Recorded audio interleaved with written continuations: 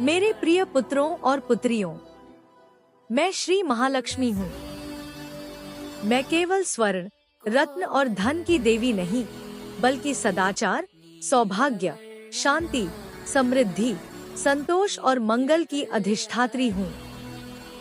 जहाँ धर्म है वहाँ मैं हूँ, जहाँ सत्य है वहाँ मैं हूँ, जहाँ परिश्रम है वहाँ मैं हूँ, जहाँ प्रेम, करुणा और दान है वहाँ मैं सदा निवास करती हूँ।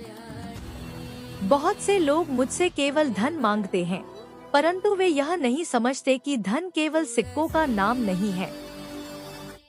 सच्चा धन वह है जो तुम्हारे जीवन में सुख, सम्मान, स्वास्थ्य, परिवार का प्रेम और मन की शांति लेकर आए। यदि किसी के पास अपार धन हो लेकिन मन अशांत हो, परिवार बिखरा हो और जीवन में प्रेम न हो, तो वह वास्तव में निर्धन है। मैं उस घर में प्रवेश करती हूँ जहाँ प्रातःकाल ईश्वर का स्मरण होता है, जहाँ माता पिता का सम्मान किया जाता है, जहाँ अतिथि को देवता माना जाता है और जहाँ किसी भूखे को भोजन देने में आनंद मिलता है। याद रखो, मैं कभी आलस्य के घर में स्थायी रूप से नहीं रहती। जो व्यक्ति परिश्रम करता है, अपने कर्म को ईश्वर की पूजा मानकर करता है और ईमानदारी से अपनी आजीविका कमाता है, उसके जीवन में मेरी कृपा धीरे धीरे वर्षा की तरह बरसती है। मैं धन कैसे बरसाती हूँ? मैं केवल आकाश से स्वर्ण वर्षा नहीं करती। मेरी कृपा अनेक रूपों में आती है। किसी को अच्छा अवसर देकर, किसी को उत्तम बुद्धि देकर, किसी को सही समय पर सही निर्णय लेने की शक्ति देकर, किसी के व्यापार में उन्नति देकर, किसी के खेतों में भरपूर अन्न देकर, किसी के घर में प्रेम और एकता देकर, किसी के जीवन से रोग और भय दूर करके। जिस घर में ईमानदारी से कमाया हुआ 1 रुपया आता है, वह मेरे लिए लाखों के समान है। लेकिन छल, कपट और अन्याय से कमाया गया करोड़ों का धन भी मेरे लिए तिनके के समान है। ऐसा धन अधिक समय तक टिकता नहीं। हे भक्तों, यदि तुम चाहते हो कि मेरे आशीर्वाद की वर्षा निरंतर होती रहे, तो इन बातों को अपने जीवन में धारण करो। सत्य बोलो, परिश्रम करो, किसी का अधिकार मत छीनो, गरीब और जरूरतमंद की सहायता करो, भोजन का सम्मान करो, माता पिता और गुरु का आदर करो, अपने घर को स्वच्छ रखो, क्रोध और अहंकार को त्यागो, ईश्वर का प्रतिदिन स्मरण करो, अपने धन का एक अंश दान में अवश्य लगाओ। जब तुम दान करते हो, तब तुम्हारा धन कम नहीं होता, बल्कि मेरी कृपा का द्वार और अधिक खुलता है। दान वह बीज है जिससे समृद्धि का विशाल वृक्ष जन्म लेता है। ध्यान रखो, मैं केवल धन नहीं देती, बल्कि धन को सुरक्षित रखने की बुद्धि भी देती हूँ। इसलिए व्यर्थ के दिखावे, अहंकार और अपव्यय से दूर रहो। जो व्यक्ति अपने धन का सदुपयोग करता है, उसके घर में मेरी कृपा पीढ़ियों तक बनी रहती है। मेरे प्रिय भक्तों, कभी भी किसी निर्धन का अपमान मत करना। हो सकता है आज वह निर्धन हो, पर उसके सत्कर्म उसे कल महान बना दे। और जो आज धनवान होकर अहंकार करता है, उसका वैभव भी पल भर में समाप्त हो सकता है। इसलिए सदैव विनम्र रहो। धन का स्वामी मत बनो, उसका सेवक बनो। धन को धर्म, सेवा और कल्याण के कार्यों में लगाओ। तभी मेरा आशीर्वाद तुम्हारे जीवन में निरंतर बरसे। धन केवल तिजोरियों में नहीं बसता, धन मन की पवित्रता, परिवार की एकता और कर्म की श्रेष्ठता में भी निवास करता है। अनेक लोग मुझसे पूछते हैं, हे माँ, हमारे घर में धन क्यों नहीं टिकता? आज मैं तुम्हें इसका रहस्य बताती हूँ।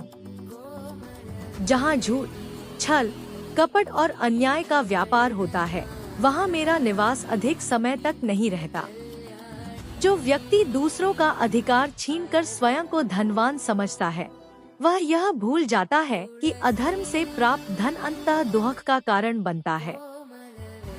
मैं उस घर से धीरे धीरे विदा हो जाती हूँ, जहाँ माता पिता का अपमान होता है, जहाँ स्त्रियों का सम्मान नहीं किया जाता, जहाँ अतिथि का तिरस्कार किया जाता है और जहाँ भोजन को व्यर्थ फेंका जाता है। हे भक्तों, याद रखो, अन्न मेरा ही एक स्वरूप है। जो अन्न का सम्मान करता है, किसान का आदर करता है और भूखे को भोजन कराता है, उसके घर में मेरी कृपा निरंतर बनी रहती है। मैं उस व्यक्ति पर विशेष कृपा करती हूँ जो सूर्योदय से पहले उठकर प्रभु का स्मरण करता है, अपने घर और कार्यस्थल को स्वच्छ रखता है तथा अपने प्रत्येक कार्य को ईश्वर को समर्पित भाव से करता है। स्वच्छता केवल बाहर की नहीं, मन की भी आवश्यक है। यदि मन ईर्ष्या, द्वेष और अहंकार से भरा है, तो बाहरी वैभव भी शांति नहीं दे सकता। तुम धन कमाओ, अवश्य कमाओ। मैं कभी परिश्रम से कमाए गए धन का विरोध नहीं करती, परंतु धन कमाते समय धर्म का साथ मत छोड़ो। ईमानदारी से कमाया गया थोड़ा सा धन भी मेरे लिए अमूल्य है, जबकि अधर्म से अर्जित अपार संपत्ति क्षणभंगुर है। अपने धन का उपयोग केवल अपने सुख के लिए मत करो। उसमें से एक भाग माता पिता की सेवा में, एक भाग जरूरतमंदों की सहायता में, एक भाग धर्म और समाज के कल्याण में तथा एक भाग भविष्य की सुरक्षा में लगाओ। ऐसा धन कभी व्यर्थ नहीं जाता। हे मेरे प्रिय भक्तों, याद रखो, दान से धन घटता नहीं, उसका पुण्य बढ़ता है। करुणा से हृदय छोटा नहीं होता, वह और विशाल बनता है। विनम्रता से सम्मान कम नहीं होता, बल्कि बढ़ता है। जब तुम किसी की सहायता करते हो और बदले में कुछ नहीं चाहते, तब मेरे कमल तुम्हारे जीवन में खिलने लगते हैं। जब तुम किसी दुखी के आंसू पोंछते हो, तब मेरा आशीर्वाद तुम्हारे भाग्य में नई रेखाएं लिखता है। अपने बच्चों को केवल धन कमाना मत सिखाओ, उन्हें सत्य, सेवा, संयम और संस्कार भी सिखाओ। यही वह संपत्ति है जो पीढ़ियों तक बनी रहती है। हे भक्तों, यदि तुम चाहते हो कि तुम्हारे घर में स्थायी लक्ष्मी का वास हो, तो अपने हृदय में प्रेम, अपने वचन में मधुरता, अपने कर्म में ईमानदारी और अपने जीवन में भगवान का स्मरण बनाए रखो। मैं वहीं रहती हूँ जहाँ धर्म और दया साथ साथ चलते हैं, जहाँ परिश्रम और प्रार्थना एक दूसरे का हाथ थामे रहते हैं, जहाँ धन का उपयोग केवल संग्रह के लिए नहीं, बल्कि सेवा और सद्भाव के लिए भी किया जाता है। मेरी कृपा उन पर निरंतर बरसती है जो कर्म करते हैं, धैर्य रखते हैं और कभी भी आशा नहीं छोड़ते। बहुत लोग कहते हैं, माँ, हमारा भाग्य कब बदलेगा? मैं कहती हूँ, भाग्य उसी क्षण बदलना प्रारंभ हो जाता है जब तुम्हारे विचार बदलते हैं।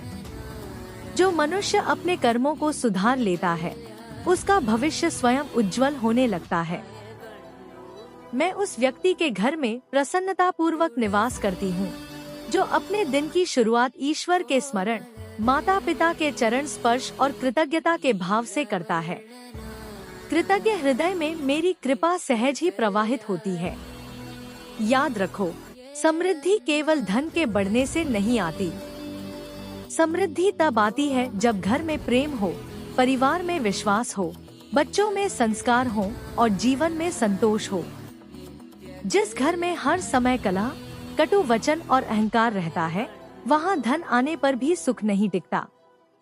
हे भक्तों, कभी भी किसी की सफलता देखकर ईर्ष्या मत करो। ईर्ष्या तुम्हारे पुण्यों को क्षीण करती है और मन की शांति को नष्ट कर देती है। दूसरों की उन्नति देखकर प्रसन्न होना सीखो। जो दूसरों के सुख में आनंदित होता है, उसके जीवन में भी आनंद के नए द्वार खुलते हैं। मैं उस व्यापारी पर विशेष कृपा करती हूँ जो अपने ग्राहकों के साथ ईमानदारी का व्यवहार करता है। मैं उस किसान के खेतों में हरियाली भर देती हूँ जो धरती माता का सम्मान करता है। मैं उस कर्मचारी के जीवन में उन्नति लाती हूँ जो अपने कार्य को निष्ठा और लगन से करता है।